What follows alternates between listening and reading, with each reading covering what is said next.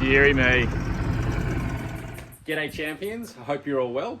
In this video, I'm going to be fixing up this motor. Unfortunately, it's just been fully submerged, completely underwater. So there'll be water through the whole block and everything like that. It's not a massive issue as long as you get onto it quickly.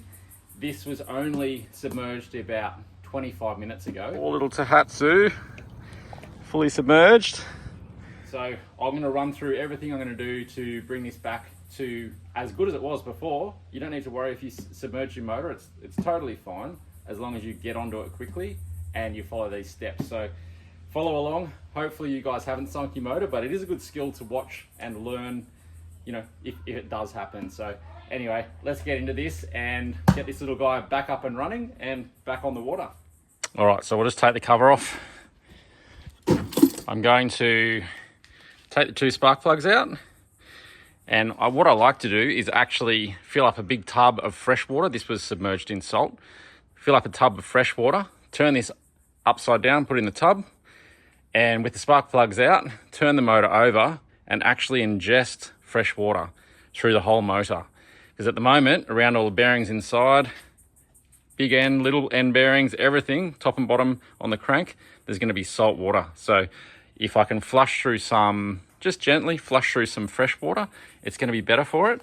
Secondly, if you can't get to fixing this straight away, if you've got to wait a day or two, I would do the same thing. I'd take the plugs out and I'd fully submerge this in fresh water, turn it over, try and get all the air pockets out of the block and leave it. It's actually safer to leave it submerged, much safer to leave it submerged, over a few days if you can't get to it, than leaving it out of the water.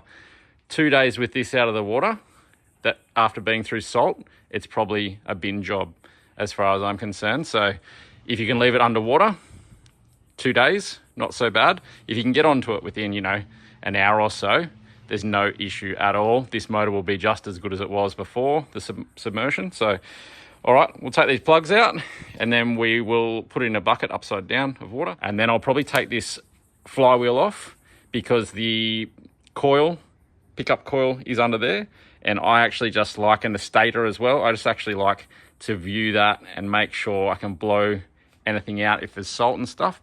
The other thing we'll do is take the carby off, do a carby overhaul, take the fuel pump bowl off, and we'll flush all those lines out.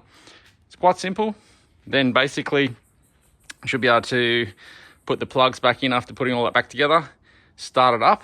And then the other thing people don't do when they get their motor running again, it actually needs a really good run. So I like taking them for about an hour, really good run. So the whole block warms up and any little water droplets and stuff on all the bearings inside the crank.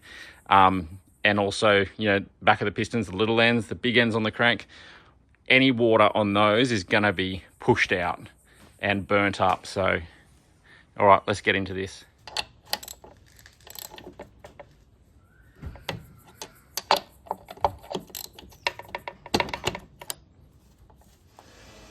There's a little bit of water on that for sure. Nice plug color, actually. I'm happy with that. All right, fill up some water and we'll get this block underneath.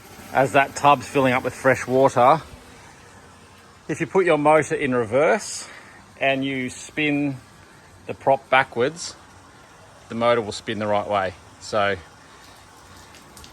you'll probably see a little bit of water coming out, salt water. Yeah. All right. So plugs are out. Enough water in there for this little fella. I'm just going to put that down inside. I'll grab that camera. So, as you can see, the power head is completely underwater. And what I'm going to do is I'm going to spin this backwards. We should start seeing some bubbles coming up as it sucks fresh water through the block.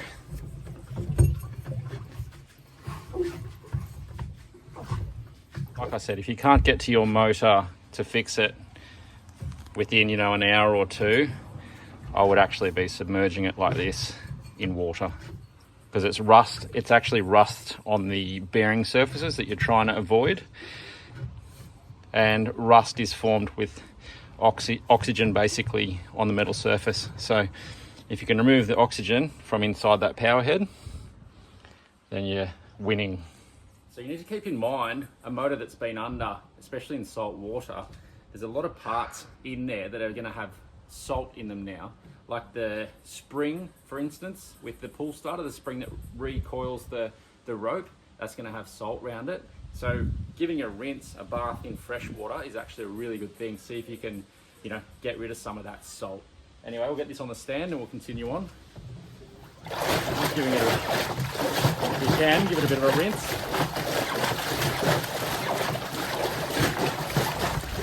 All right. So I'm just letting the water drain out the spark plug holes there before I put it back on the stand.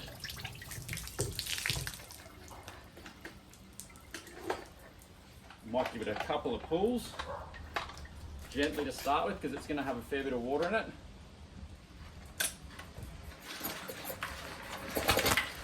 Oh.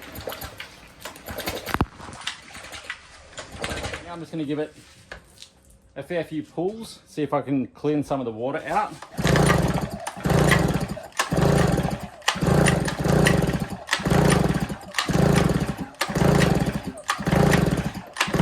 It's getting better. All right, we're going to pull the carby off and the fuel system, clean that up. Okay, so this is the carburetor. What I'm going to do is just disconnect the choke, the throttle, there we go, and fuel line, there we go. And then I've got two 10mm bolts, and this carby will come straight off. So carb overhaul, clean that fuel filter out and the line, and then this end of it's sorted. So it's really not too hard. I'll have this back on in about 10 minutes, I'd say. So it's not an issue. I'll do a very, very quick video on doing a carburetor overhaul on this, but I do have detailed videos on doing carburetor overhauls on my channel. This is an 18 horsepower carburetor, Tohatsu 2-stroke. All right, so I'm gonna do this on a bucket so that you guys all know it's actually, you can do this at home. It's not a massive thing. So these are Tohatsu carbs, all the way from, you know, 5 horsepower all the way through to 50, 70. They're all pretty much the same. Just try and keep an eye and a track on all the bits you're taking off. Keep an eye on where they go.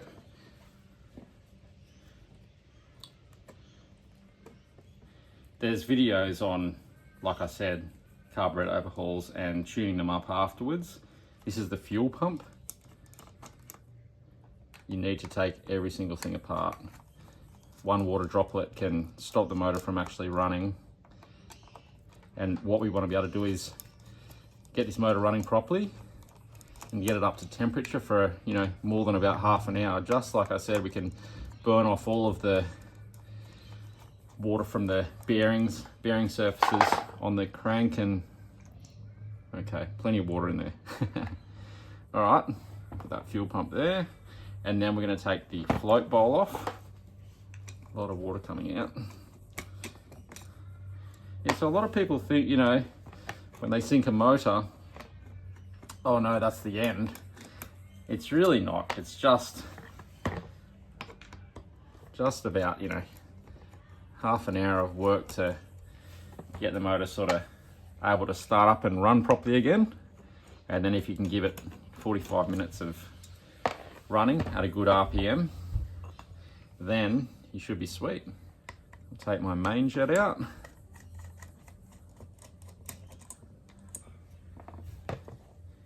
Rubber cover for the mid-speed jet. If you forget to put that back in, the motor will not run. It's mid-speed jet's got to suck fuel from inside the main jet body. So I'm just going to take the low speed or mid jet out.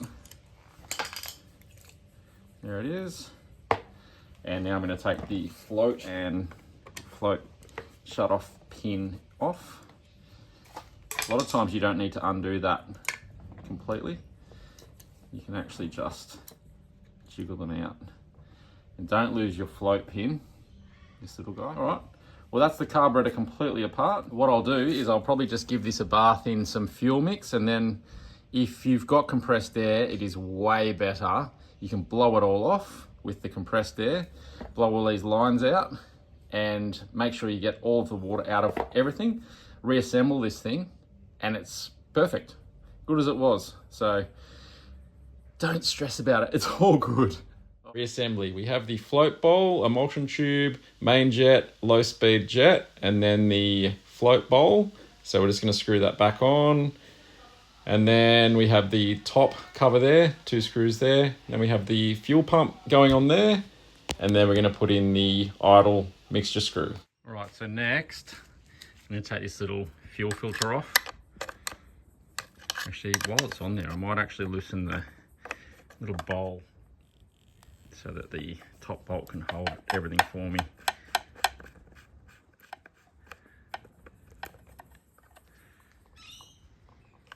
Right. Now that's off the bowl, I'll just take this fuel filter out.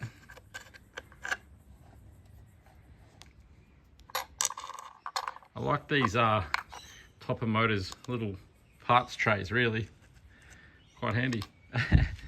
All right, now I can actually run fuel through that line and then run fuel through this line. I might take that little screen mesh out.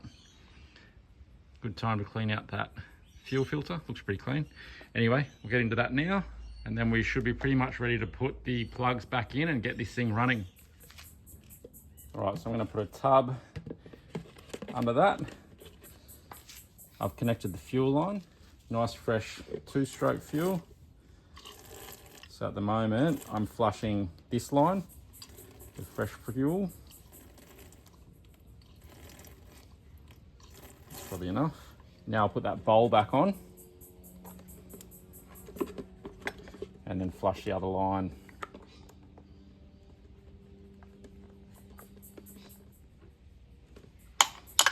All right. Now it should just be that line there. So I'll give that primer bulb a few more. All right.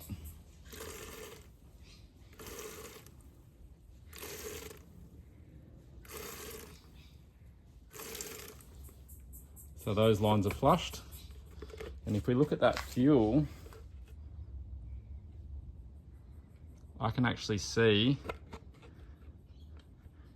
some water in there. Fuel floats on water. So you can see right there, there's a little bit of water in that fuel. You can see it sort of running around on the bottom of that.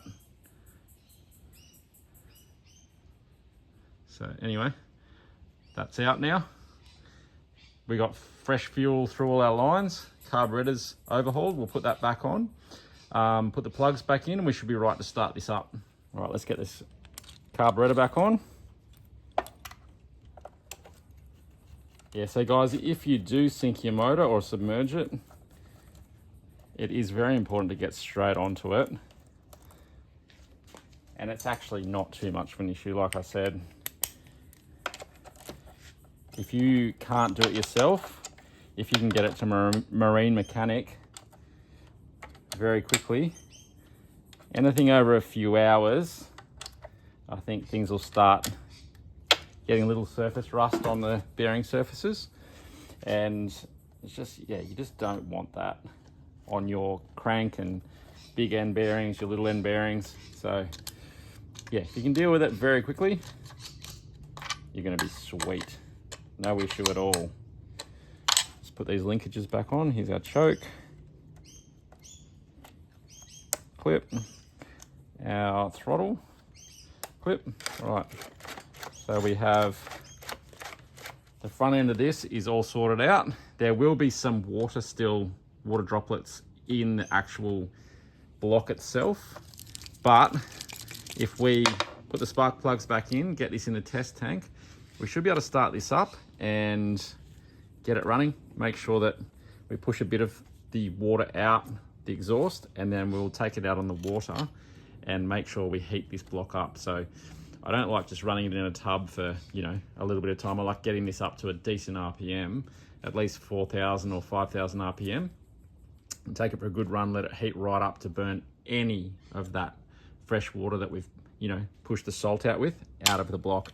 And then another thing I don't mind doing, which I'm not going to have time for before we take it out, but I will take the flywheel off and I will just double check that everything under there doesn't look salty, and because there's a coil under there, but everything else is sealed in these things. So the coil pack is sealed in these. That's also the CD pack in that. So there's not a lot that can go wrong. The kill switch is sealed. So yeah, all right, let's get those plugs in and we'll start it up. Actually just give these spark plug boots a bit of a blowout. All right, we'll get these plugs back in. There is still going to be, like I said, a lot of moisture inside the power head, but we just need to get this thing running so I can start burning that up.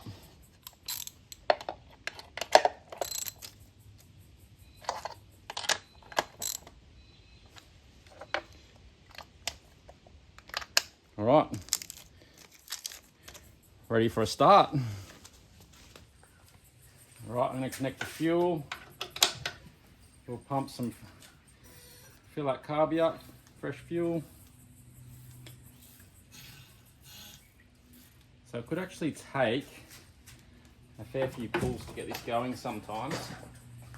Sometimes little water droplets go up and sit on the spark plugs and stop them from firing properly, but sometimes they start right up. We'll just see how we go.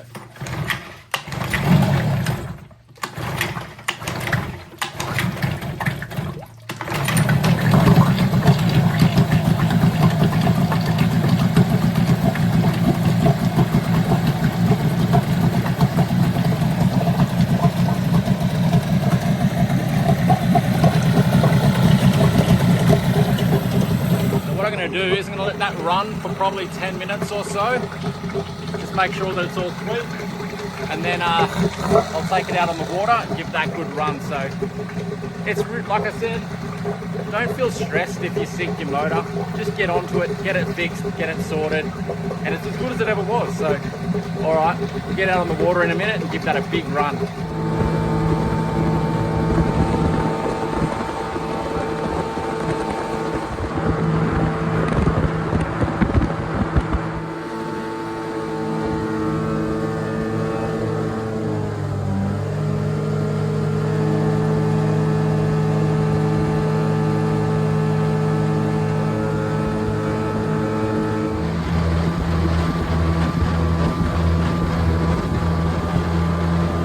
Right, so that motor is back to as good as new. I've run for about, 45, 50 minutes. I've gone through about, nearly empty, gone through about 5 litres of fuel, and that block would have burned out any of the moisture inside that motor. I am going to go home because I love this motor. I'm going to pull the flywheel off that, and like I said, I'm going to make sure that the stator, which turns, is all greased up and there's no salt and stuff under the flywheel itself. So, I mean, if you really care about your motor, you'd do that as well. But really, that's kind of what you need to do to get these things back up and running after you submerge them. Anyway, if you guys are interested in this boat as well, there's plenty of videos on the channel. As you've probably picked up, this is a modified outboard, quite a modified gear case, and the internals on that motor have been modified as well. So if you guys are interested in checking out any videos on that, subscribe, and yeah, they're all on there. All the best there.